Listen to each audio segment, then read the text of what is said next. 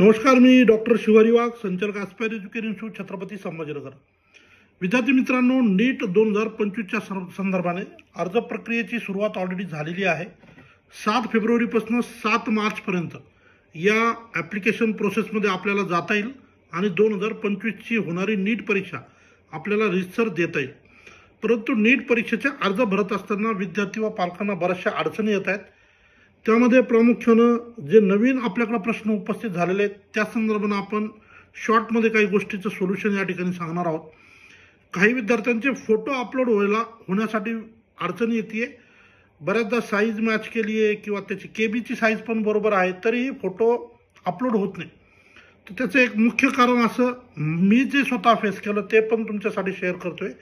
ज्या विद्यार्थ्याचं मागचं बॅकग्राऊंड व्हाईट आहे आणि त्यांनी घातलेलं शर्टसुद्धा जवळजवळ व्हाईटच्या आसपासच आहे, तर अशा केसमध्ये नीटचा तो फोटो जो आपण अपलोड करतो, मग तो पासपोर्ट साईज असेल किंवा पोस्ट कार्ड साईज फोटो असेल, त्या ठिकाणी विद्यार्थ्याचा फोटो अपलोड होत नाही.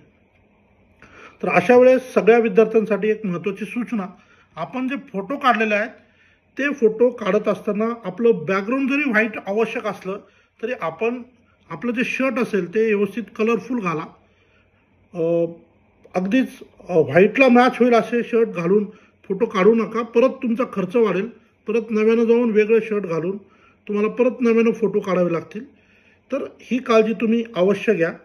दुसरा महत्त्वाचा एक प्रश्न विद्यार्थ्यांचा आला आहे, ज्यांनी फॉर्म भरून झाला आहे, तो असा आहे की नीटचा जो फॉर्म होता तो ऑलरेडी भरून झाला आहे. फॉर्म भरत असताना पहिल्या टप्प्यामध्ये जे फॉर्म भरले गेले त्या ठिकाणी फक्त विद्यार्थ्याचं नाव, फक्त वडिलांचं नाव आणि फक्त आईचं नाव एवढंच विचारलं गेलं, तर मग आम्हाला काही अडचण येईल का? तर विद्यार्थी मित्रांनो, कुठलीही अडचण येणार नाही, काळजी करू नका.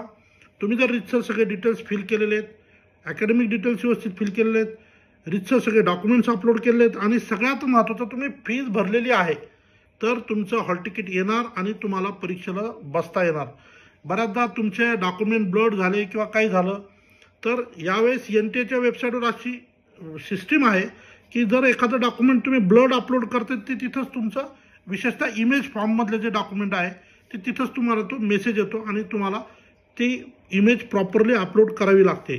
त्यामुळे ज्यांनी फीज भरली आहे तर अशा विद्यार्थ्यांना परीक्षेला बसता येईल, भले त्यांनी फक्त फर्स्ट नेम टाकून जरी ॲप्लिकेशन फॉर्म भरलेला असेल तर.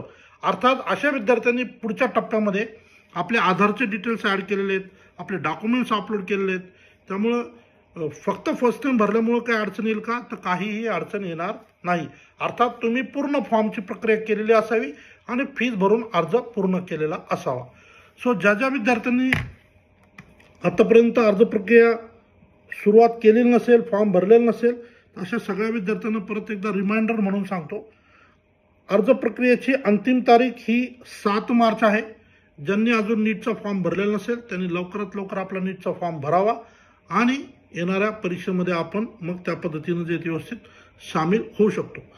अजूनही तुमचे काही प्रश्न असतील तर निश्चितपणे मला तुम्ही कमेंटमध्ये मेन्शन करा आणि अशाच महत्त्वपूर्ण व्हिडिओसाठी आस्पायर एज्युकेशन इन्स्टिट्यूटचा यूट्यूब चॅनल नक्की सबस्क्राईब करा. या ठिकाणी थांबतो. धन्यवाद.